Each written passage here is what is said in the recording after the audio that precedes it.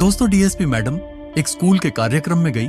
वहां पर 9 साल के बच्चे ने उनसे कहा कि तुम मेरी पत्नी हो। क्या इस घटना का संबंध पुनर्जन्म के साथ जुड़ा हुआ है? सच्चाई सुनकर आपका कलेजा भी कांपने लगेगा और आंखों में आंसू भर आएंगे। दोस्तों, क्या प्रियंका को पहले से कोई संकेत मिला था कि विक्रम का पुनर्जन्म हुआ है? क्या वह बच्चा और भी कुछ ऐसा जानता था जो सिर्फ विक्रम को पता हो सकता था? जब प्रियंका को सच्चाई पता चली तो उसने अपने पति की मौत के पीछे के असली अपराधियों को बेनकाब करने के लिए कौन कौन सी चालें चली। दोस्तों, आज कहानी को शुरू करने से पहले आपसे एक छोटी सी रिक्वेस्ट है कि अगर आप भगवान भोलेनाथ के भक्त हो तो वीडियो को लाइक और इस चैनल को सब्सक्राइब जरूर करें। चलिए दोस्तों, कहानी स्टार्ट करते हैं। राजस्थान के एक छोटे से गांव का एक गरीब किसान का बेटा रहता था, लेकिन सपने उसके आसमान से भी ऊंचे थे। विक्रम का घर कच्चा था, हालात इतने मुश्किल कि कई बार 2 वक्त की रोटी भी नसीब नहीं होती थी। पूरे गांव में बिजली तक नहीं थी, लेकिन विक्रम की आंखों में एक अलग ही रोशनी थी, कुछ बड़ा करने की, अपने परिवार की जिंदगी बदलने की। वह जानता था कि अगर उसे इस गरीबी और तिरस्कार से बाहर निकलना है तो सिर्फ पढ़ाई ही उसका सहारा है। तू तो बहुत तेज है रे, स्कूल के टीचर अक्सर उसकी तारीफ करते, लेकिन जब एक दिन वे उसके घर आए तो पिता से बोले, आपका बेटा बहुत होनहार है, इसे बड़े शहर में पढ़ाइए, यह जरूर बड़ा आदमी बनेगा। पर गरीबी एक दीवार की तरह खड़ी थी, लेकिन जब इंसान सच्चे दिल से मेहनत करता है तो कायनात भी रास्ता बना ही देती है। गांव के कुछ लोगों और एक एनजीओ की मदद से विक्रम को कोटा के एक प्रतिष्ठित कॉलेज में एडमिशन मिल गया। घर वालों की आंखों में पहली बार उम्मीद की चमक दिखी, लेकिन असली जंग तो अब शुरू होने वाली थी। कोटा में पढ़ाई के दौरान विक्रम को यूपीएससी के बारे में पता चला। एक एग्जाम जो पास कर लिया तो जिंदगी बदल जाएगी, और तभी उसने फैसला कर लिया, अब बस यही मंजिल है। पर यह सफर आसान नहीं था। किताबों के भारी बोझ के साथ साथ जिम्मेदारियों का भार भी था। पिता खेतों में खून पसीना बहाते और हर महीने किसी तरह 5,000 से 6,000 रुपए भेजते ताकि विक्रम की पढ़ाई न रुके। लेकिन जब यूपीएससी की परीक्षा नजदीक आई तो डर विक्रम के अंदर घर करने लगा। अगर मैं फेल हो गया तो अपने माता पिता की कुर्बानियों का क्या होगा? क्या विक्रम इस डर से लड़ पाएगा? क्या वह अपने सपने पूरे कर पाएगा, या फिर गरीबी की यह बेड़ियां उसे जकड़ लेंगी? गांव के कच्चे घर से निकलकर यूपीएससी जैसी कठिन परीक्षा में टॉप करना यह कोई आम बात नहीं थी। लेकिन विक्रम सक्सेना के लिए यह सिर्फ एक परीक्षा नहीं, बल्कि अपनी गरीबी और तिरस्कार को हराने की जंग थी। पिता की हिम्मत देने वाली बातों ने उनके अंदर नया जोश भर दिया था। अगर तुम खुद को रोक लोगे तो जीतकर भी हार जाओगे। दोस्तों, परीक्षा का परिणाम आया तो पूरे देश में उनकी शानदार रैंक थी। मेहनत रंग लाई और उन्हें DSP, deputy superintendent of police की पोस्ट मिली। गांव से लेकर पूरे जिले तक उनका नाम गूंज उठा। अब वे अपराध के खिलाफ मजबूती से खड़े थे। जहां जाते वहां अपराध कम हो जाता। विक्रम के माता पिता को गर्व महसूस होता था कि उनका बेटा सिर्फ एक ऑफिसर नहीं, बल्कि समाज का नायक बन चुका था। लेकिन जब जिंदगी बहुत खूबसूरत लगने लगे तब किस्मत अक्सर एक अजीब खेल खेलती है। कामयाबी के बाद अब उनके घर में शादी की चर्चाएं होने लगी। इसी बीच उनकी मुलाकात प्रियंका से हुई। खूबसूरत, सुलझी हुई और हर मायने में एक आदर्श जीवन संगिनी। दोनों की पहली मुलाकात में ही एक खास कनेक्शन बना और कुछ महीनों बाद दोनों ने शादी कर ली। अब विक्रम अपने करियर और शादीशुदा जिंदगी दोनों में खुश थे। लेकिन फिर एक ट्रांसफर ऑर्डर आया। महाराष्ट्र के नासिक शहर में उनकी पोस्टिंग हुई। विक्रम ने प्रियंका से कहा कि पहले वे वहां जाकर सब कुछ व्यवस्थित कर लेंगे और फिर उसे बुला लेंगे। प्रियंका अपने मायके चली गई और विक्रम अकेले नासिक रवाना हो गए। और फिर हुआ कुछ ऐसा जिसने सबको झकझोर कर रख दिया। 1 सप्ताह बाद प्रियंका के फोन पर एक अनजान नंबर से कॉल आया। कॉल उठाते ही जैसे उसकी रूह कांप उठी। आपके पति डीएसपी विक्रम सक्सेना ने खुद को गोली मारकर आत्महत्या कर ली है। क्या? विक्रम और आत्महत्या? यह सुनते ही प्रियंका की सांसें जैसे थम गईं। उसे लगा जैसे किसी ने उसके पैरों तले से जमीन खींच ली हो। उसकी चीखें पूरे घर में गूंज उठी। सब सदमे में थे। विक्रम, जिसने अपनी जिंदगी को संघर्षों से निकालकर सफलता की ऊंचाई पर पहुंचाया, वो भला खुद अपनी जान क्यों लेगा? प्रियंका की आंखों के सामने उनके पति डीएसपी विक्रम सक्सेना का शव रखा था। पुलिस की मौजूदगी में उनका अंतिम संस्कार किया गया। लेकिन प्रियंका के मन में एक सवाल लगातार घूम रहा था। विक्रम आत्महत्या कर ही नहीं सकते, ये जरूर कोई साजिश है। लेकिन सवाल ये था कि सच का पता कैसे लगाया जाए। प्रियंका ने फैसला किया कि वह खुद यूपीएसएससी की तैयारी करेगी और एक अधिकारी बनकर इस केस की तह तक पहुंचेगी। पर अगले ही दिन एक खबर ने उसकी जिंदगी बदल दी। वह मां बनने वाली थी। वह एक अजीब दुविधा में थी। एक तरफ अपने पति की मौत का सच जानने की जिद, तो दूसरी तरफ अपनी संतान की परवरिश का कर्तव्य।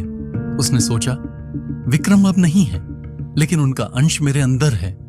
यही मेरी प्राथमिकता होनी चाहिए। प्रियंका ने अपनी बेटी स्नेहा को जन्म दिया।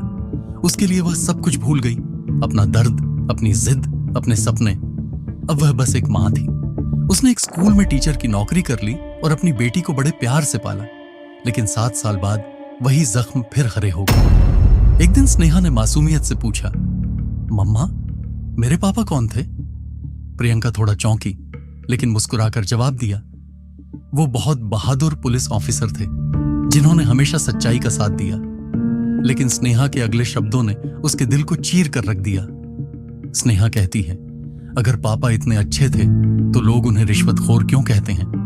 कुछ ने तो कहा कि उन्होंने आत्महत्या की थी। प्रियंका के अंदर एक तूफान उठ चुका था। क्या सच में विक्रम की छवि खराब कर दी गई थी? क्या उनकी मौत सिर्फ एक हादसा नहीं, बल्कि एक गहरी साजिश थी? अब प्रियंका को हर हाल में इस रहस्य से पर्दा उठाना था।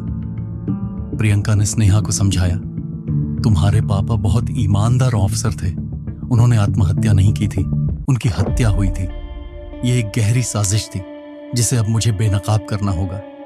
प्रियंका की आंखें खुल गईं। उसने फैसला किया कि अब वह यूपीएसएससी की परीक्षा देगी और अपने पति के केस को खुद अपने हाथों में लेगी। प्रियंका ने राजस्थान के कोटा शहर में एक प्रतिष्ठित कोचिंग ज्वाइन की और दिन रात पढ़ाई में जुट गई। उसका एक ही लक्ष्य था, यूपीएसएससी पास करना और पावर में आकर अपने पति की मौत का सच सामने लाना। लेकिन पहली बार जब उसने परीक्षा दी तो वह असफल हो गई। उसे लगा जैसे सब खत्म हो गया हो। लेकिन तभी उसकी बेटी ने उसे हिम्मत दी। मम्मा, आप ही कहती हैं कि हर चीज प्रैक्टिस से आती है। पहली बार असफल हो गए तो क्या हुआ, अगली बार और मेहनत करनी होगी। प्रियंका को एहसास हुआ कि यह सिर्फ एक परीक्षा नहीं, बल्कि उसके पति को न्याय दिलाने की लड़ाई थी। इस बार उसने दोगुनी मेहनत की और जब यूपीएसएससी का रिजल्ट आया, पूरे देश में उसकी शानदार रैंक थी। उसे DSP, deputy superintendent of police का पद सौंपा गया और किस्मत ने भी उसका साथ दिया। उसे राजस्थान के कोटा शहर में पोस्टिंग मिली, ठीक वहीं जहां से विक्रम की कहानी शुरू हुई थी। लेकिन उसकी मंजिल अभी कोटा नहीं थी। उसे अपने पति के कातिलों तक पहुंचना था। प्रियंका ने आवेदन किया कि उसे महाराष्ट्र के नासिक शहर में डीएसपी पद पर ट्रांसफर दिया जाए। कई हफ्तों तक कोई जवाब नहीं आया, लेकिन फिर एक दिन सरकारी आदेश आया। प्रियंका को उसी पुलिस स्टेशन में पोस्टिंग दी गई जहां विक्रम की मौत हुई थी। अब वह उसी जगह थी जहां उसके पति ने आखिरी सांस ली थी, जहां से इस साजिश की जड़ें जुड़ी थीं। प्रियंका ने जब नासिक में काम संभाला तो उसने देखा कि शहर में अपराधियों का आतंक फैला हुआ था। खुलेआम गुंडागर्दी हो रही थी और पुलिस कुछ भी नहीं कर रही थी। वह समझ चुकी थी कि इस शहर में कुछ बड़ा गलत चल रहा है। और जब उसने एक गुंडे को पकड़ा तो उसके मुंह से जो सच निकला, उसने प्रियंका को झकझोर कर रख दिया। जब पति ने पुनर्जन्म लेकर मांगी इंसाफ की कसम, तुम मेरी प्रियंका हो और मैं तुम्हारा विक्रम।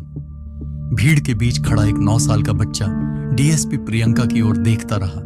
उसकी नजरों में कुछ था, एक अजीब सा अपनापन, एक अनकहा सच। प्रियंका उस वक्त महाराष्ट्र के नासिक में डीएसपी के पद पर थी। शहर में अपराध दर कम करने की वजह से उन्हें हर जगह इज्जत मिल रही थी। लेकिन एक दिन जब वह एक स्कूल के वार्षिक समारोह में मुख्य अतिथि के रूप में पहुंची तो एक बच्चे ने सबको चौंका दिया। स्टेज पर खड़ा वह बच्चा माइक पकड़कर बोला, प्रियंका, तुम मेरी पत्नी हो और मैं तुम्हारा विक्रम। पिछले जन्म में मेरे साथ जो हुआ उसे तुम्हें न्याय दिलाना होगा। दोस्तों से ऐसा सुनते ही पूरे हॉल में सन्नाटा छा गया। लोग हंसने लगे, लेकिन प्रियंका को जैसे किसी ने बिजली का झटका दे दिया हो। यह बच्चा उसके पति विक्रम का नाम कैसे जानता था? उसने बच्चे को पास बुलाया और गंभीरता से पूछा, तुम ये सब बातें कहां से जानते हो? बच्चे ने धीरे से कहा, मैं सब जानता हूं प्रियंका। वो दीपावली की रात जब तुम्हारी साड़ी में आग लग गई थी और मैंने बुझाई थी, वो गाजर का हलवा जो तुमने शादी से पहले मेरे लिए बनाया था, ये सब सिर्फ हम दोनों जानते थे, कोई और नहीं। प्रियंका के चेहरे का रंग उड़ गया। ये बातें विक्रम और उसके अलावा कोई नहीं जान सकता था। प्रियंका ने उस बच्चे की ओर देखा और कंपकंपाती आवाज में पूछा, तो बताओ विक्रम, तुम्हारी मौत कैसे हुई थी? बच्चे की आंखों में आंसू थे। मुझे मारा गया था प्रियंका। ये आत्महत्या नहीं थी, ये हत्या थी। नासिक की सड़कों पर जब गुंडे खुलेआम दहशत फैला रहे थे, दुकानों से हफ्ता वसूली कर रहे थे, तो डीएसपी प्रियंका ने उन्हें रोकने का फैसला किया। यहां कानून का राज चलेगा, गुंडों का नहीं, कहते हुए उन्होंने सभी गुंडों को जेल में डाल दिया। लेकिन प्रियंका को अंदाजा नहीं था कि वह किन लोगों से टकरा रही हैं। ये गुंडे शहर के ताकतवर विधायक के आदमी थे। अगले ही दिन विधायक खुद पुलिस स्टेशन आ धमका। विधायक ने आंखें तरेरते हुए कहा, तुम जानती भी हो कि मैं कौन हूं। एक इशारे में तुम्हारा ट्रांसफर कहीं दूर कर सकता हूं। प्रियंका जानती थी कि सीधी टक्कर लेने से हालात बिगड़ सकते हैं, इसलिए उसने अपने गुस्से को काबू में रखा। लेकिन विधायक ने गंदी राजनीति खेलनी शुरू कर दी। अगले दिन प्रियंका की सरकारी कार में पैसों से भरा बैग रखा गया और मीडिया को बुलाकर इसे रिश्वत का मामला बना दिया गया। अचानक प्रियंका का नाम पूरे सिस्टम में बदनाम होने लगा। अखबारों में सुर्खियां थीं, ईमानदार डीएसपी निकली घूसखोर। उसी रात जब प्रियंका ने वह 9 साल का बच्चा देखा जो खुद को विक्रम बताता था, उसने एक खौफनाक सच बताया। विक्रम की आत्महत्या एक षड्यंत्र थी। उसे रिश्वतखोर साबित कर दिया गया ताकि वह समाज में मुंह न दिखा सके। इसी बदनामी से तंग आकर उसने अपनी जान दे दी थी। प्रियंका की आंखों में गुस्से की लपटें उठने लगीं। अब इस विधायक को उसके की सजा दिलवाकर ही दम लूंगी। इस बार प्रियंका ने रणनीति बनाई। उसने फिर से गुंडों को जेल में डाला। विधायक फिर आया कि वर्दी में छिपा हुआ कैमरा हर बात रिकॉर्ड कर रहा था। विधायक ने गुस्से में कहा, तुम्हारे जैसे कई पुलिस अफसर आए और चले गए। 9 साल पहले भी एक पुलिस वाला बहुत ईमानदारी दिखा रहा था, उसे भी मैंने रिश्वत केस में फंसाकर खत्म करवा दिया। इस वीडियो को कोर्ट में पेश किया गया और विधायक को 10 साल की सजा सुनाई गई। अदालत ने भी माना कि विक्रम रिश्वतखोर नहीं बल्कि एक ईमानदार अफसर था जिसे साजिश के तहत मारा गया। प्रियंका के पति विक्रम के नाम से कलंक मिट गया। समाज ने उन्हें वीरता चक्र से सम्मानित किया। अब लोग विक्रम को एक सच्चे और ईमानदार पुलिस अफसर के रूप में जानते थे। प्रियंका ने अपनी ड्यूटी जारी रखी, लेकिन जब भी मौका मिलता वह उस छोटे से बच्चे से मिलने जाती जिसने उसे यह सच्चाई बताई थी, क्योंकि उसके दिल को यकीन हो चुका था कि यही मेरा विक्रम है। साथियों, आपका क्या मानना है? क्या पुनर्जन्म सच में होता है या यह सिर्फ एक इत्तेफाक था? नीचे कमेंट बॉक्स में अपने विचार जरूर बताएं। अगर आपको यह कहानी पसंद आई तो वीडियो को लाइक करें, चैनल को सब्सक्राइब करें और बेल आइकन दबाना न भूलें।